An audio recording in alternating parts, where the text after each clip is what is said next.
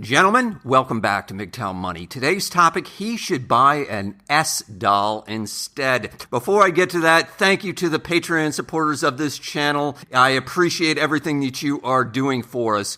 Look, gentlemen, see the video description today. Become a Patreon investor in this channel because this is the only MGTOW channel that is going to put money into your pocket. Today's question comes from one of those Patreon supporters. And by the way, yes, this title is a bit of a play on words. It's a joke, gentlemen. It's a bit of a joke. You'll understand why in just a second. All right, our question comes from Andy, who is from a European country, and he's divorced, late 40s, has two relatively young children. Very typical Western man today. He has also created what I perceive as very much of an anti-fragile lifestyle. And by the way, I'll include a link to a video I did on encouraging all MGTOW to sort of go down that path of creating an anti-fragile lifestyle. Again, see the video description for a prior video I did about this. He's already created a diversified portfolio of various investments. He's got precious metals. He has very much of a minimalist lifestyle, a terrific sort of redundant, self-sufficient lifestyle with a garden. He's aggressively saving his money.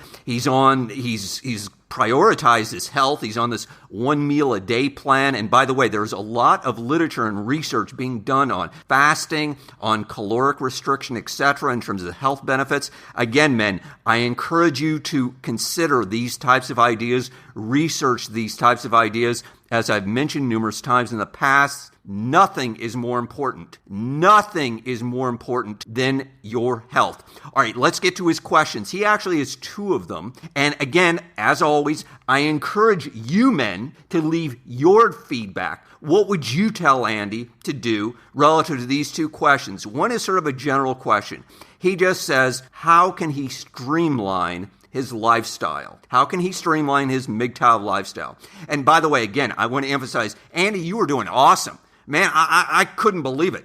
I don't have much to add other than I presume, if you haven't already, make sure that you know your magic number. Yeah, talking about financial, of course. You can see the video on that. 2, of course, getting some sort of date in mind in terms of some date into the future when you're going to sort of exit the workforce or at least slow down, maybe start taking on part-time work or whatever, getting into doing something that you want to do in terms of doing the work that you want, where you want, when you want, with whom you want. Of course, that's going to be the ideal, at least for most people. I'm betting, Andy, that you could do this within 10 years based upon what you've laid out for me in terms of the facts. So, again, you are doing awesome.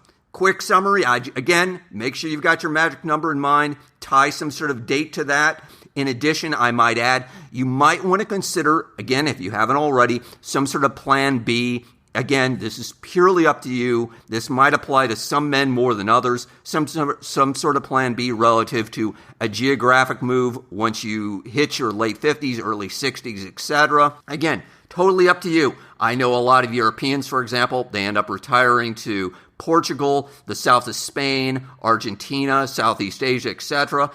For example, I play chess on a regular basis with a guy from Switzerland, and the reason he moved to Southeast Asia was only because he was just talking about how high the cost of living is in Asia, plus he enjoys the weather in Asia. But again, this is all totally up to you. This is just some ideas for you to consider. All right, let's get into his question, though. His question that I had to read twice because I almost didn't believe it.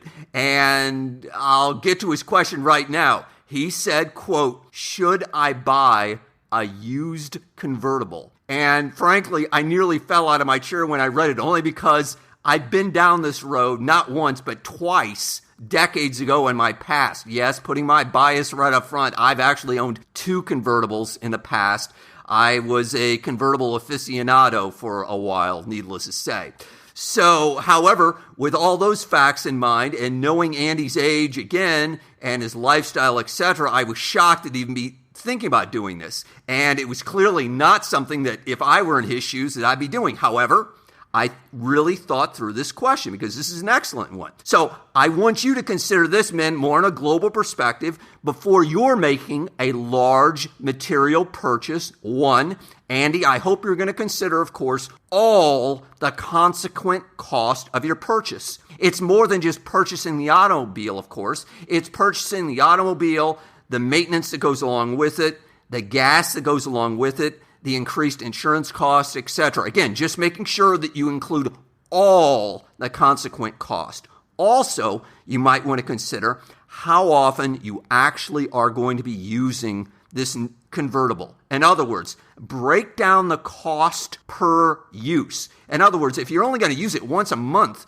are you sure it actually makes sense to go out and buy something like this? Wouldn't it be easier maybe to occasionally rent a convertible for the weekend or whatever? Again, just an idea. Number 3, consider how many hours of your life you are going to be trading. Yes, you literally are going to be trading hours of your life for this automobile, for this material purchase. Just an easy example. If you're making, let's just say, again, hypothetically, netting into your pocket $10 an hour at 100 hours, that's $1,000, of course. Okay, and let's assume that the convertible costs $5,000. So are you willing to trade 500 working hours for this automobile? That's a question, not a statement. Again, you need to consider in your own mind, are you sure you want to do that? In addition, another thing that I encourage you to do is, as opposed to thinking, why do I want this? Why do you not want it? In terms of, I should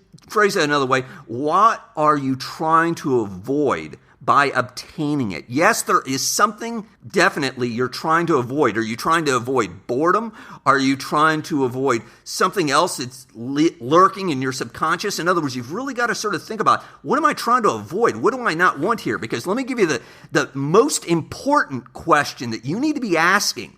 And this is really important no matter what kind of large material purchase any of you are making. It's very hard to predict what's going to make you happy. And it's much easier to predict what will not make you happy. So the point being is that start thinking about what would not make you happy and start removing those things from your life. Again, it's a lot easier to remove things from your life and to determine what is not making you happy than it is to buy something new, add it to your life. Hey, it's good for the first month, and 6 months later, you're right back where you started from relative to your happiness level. This just requires a little thought. Let's quickly summarize. Look, Andy is a typical past middle-aged MGTOW, very similar in age to myself. He has put together a fantastic lifestyle based around minimalism, based around anti-fragility. This guy is robust and he's self-sufficient. He is going to ultimately lead the rest of his life in a tremendous, great way, and I'm sure is going to lead a fulfilling life. He's done all the quote-unquote right things. But no matter what your age, you've got to make sure you know your magic number. Your magic number, of course, being the key that's going to unlock your financial freedom, where you can walk away from your job. Until you know that magic number, you're just wavering. You're just trudging through life with no particular direction. Again, get the magic number. All right, I'll include a link in the video description to determining your magic number. Break down your magic number, tie it to a date in the future, and you will have a very increased probability of achieving a rich life. Regarding the bigger question, though, the biggest question, in 10 words or less, should he buy this expensive toy, if you will? For me, my new habit, if you will, and then I encourage all of you again to consider, stop trying to predict what'll make you happy. In other words, stop adding in things to your life that will quote unquote make you happy. Instead, start thinking about removing things that are making you unhappy. Again, it's very difficult to predict what's going to make you happy over the long term. It's much easier to predict what's making you unhappy and focusing on removing those. Andy, let me give it to you in 10 words or less. Here's what it's going to come down to. You're either going to say, hell yes, or no. It's simple as that. Gentlemen, hit the subscribe button if you haven't already. Hit the like button if you found this useful. As always, John Galt, out.